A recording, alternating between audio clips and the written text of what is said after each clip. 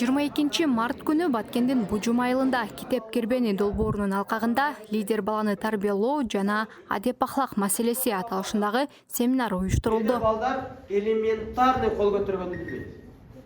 Даярданып келет, бирок бул уялтыр берет. Бүгүнкү иш-чара аябай жакшы болду. Бизге ата-энелерге, жалпы эле мугалимдерге аябай пайдалуу сонун сабактар болду.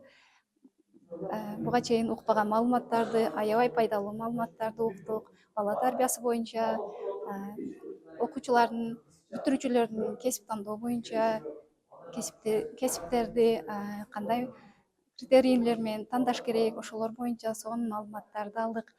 Буюрса, мындай иш-чаралар дагы көп улана берсе, бардык кыргыз элибиз үчүн аябай жакшы өнүгүү болот. Билим тармагында, тарбия тармагында, бала тарбиялоо боюнча энелер үчүн, жалпы ата-энелер үчүн аябай жакшы иш-чаралар болот деген ойдомун.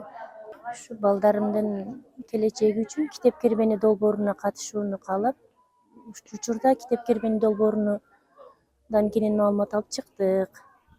Аябай жакшы болду. Китеп Кербениден мен балдарды кантип тарбиялоо,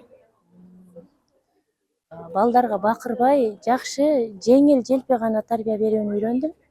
Уул балдарга, кыз балдарга кайсы тармактар жеңил болот, оор алып кетет, ошону жеңил желпи өзүнүн тармагыга шайкеш келе тургандай болуп кесип тандоосун үйрөндүм.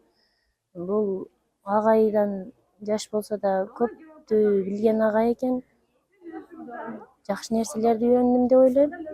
Семинардын экинчи бөлүгүндө китеп жарманкеси өткөрүлүп, катышуучулар өздөрү кызыккан китептерди сатып алуу мүмкүнчүлүгүнө ээ болушту.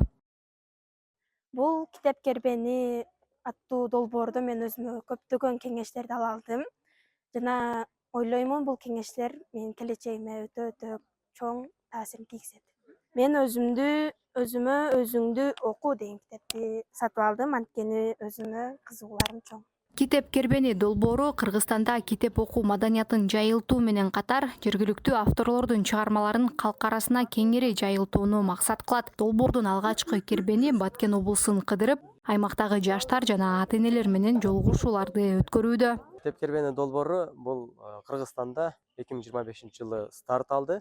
Кудай буйруп насип кылса, алдыда Кыргызстанды толук айланат жана кайра айлана берет. Буга чейин Кызылкая шаарын, андан кийин Кадамжай районун, азыр Баткен шаары, Баткен районун кыдырып атабыз. Алдыда Лелек району, андан кийин Ош облусу, Жалал Абад облусу, анан түндүк өтүп кетебиз. Бир курукту жарым жылда айланып бүтөт экенбиз. Ар жерде чокуп айланганда. Эгерде Кыргызстанды ар бир кыштагына мектепке токтой турган болсок, орто эсеп менен 4 жылда айланат экенбиз. Азырынча биз анализдик негизде тезирээк айланып, андан кийин Кыргызстанга кандай билим, кайсыл китептер кантип жеткирсек эффективдүү болот, ошонун жыйынтыгында экинчи курукта мындан дагы жакшыраак иштөөгө пландап жатабыз.